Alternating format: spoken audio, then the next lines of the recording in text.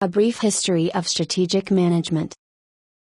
Back in the 1960s and 1970s, strategic planning was seen as one of the finest tools to ensure high levels of employee effectiveness and corporate profitability.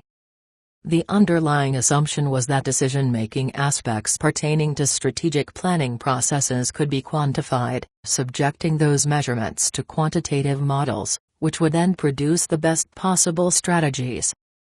It was during this time period that HBS professors Andrews and Christensen asserted that strategy could be made a powerful tool by linking it to business functions and by using it to assess a firm's strengths and weaknesses in relation with those of its rivals.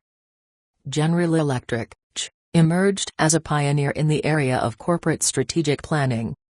With the assistance of consulting firm McKinsey, was organized into strategic business units, SBUs. During the same time, the Boston Consulting Group popularized a number of its own strategic approaches, including the experience curve and the growth and market share matrix. 3. Strategic planning gained further regard and popularity among executives during the 1970s, peaking in the early 1980s with HBS scholar Michael Porter's seminal book publication entitled Competitive Strategy. In the early 1980s, a number of executives began voicing concerns regarding their investments in strategic planning processes. Their concerns were related to dramatic changes in the now globalized landscape, as well as to the incredibly rapid technological developments leading to increased levels of complexities in the marketplace. It was once again that led the way. Its charismatic chairman Jack Welch championed the cutting of his own firm's planning departments. Other corporate executives followed his lead throughout the 1980s and 1990s. In many ways, strategic planning was replaced by notions of improving quality and productivity through operational innovation.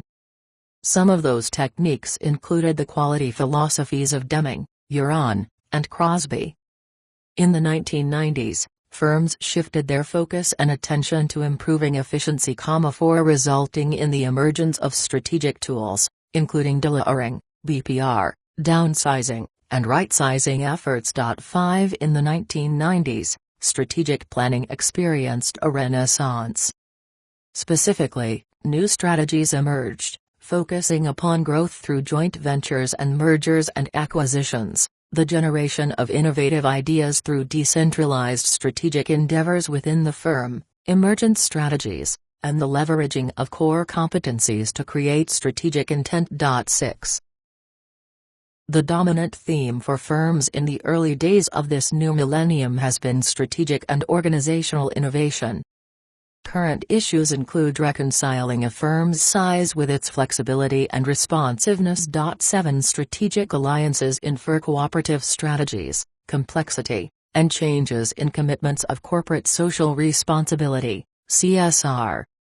Today's strategic planning requires new forms and new models of leadership, more flexible organizational structures, and an increased commitment to self-direction. 8.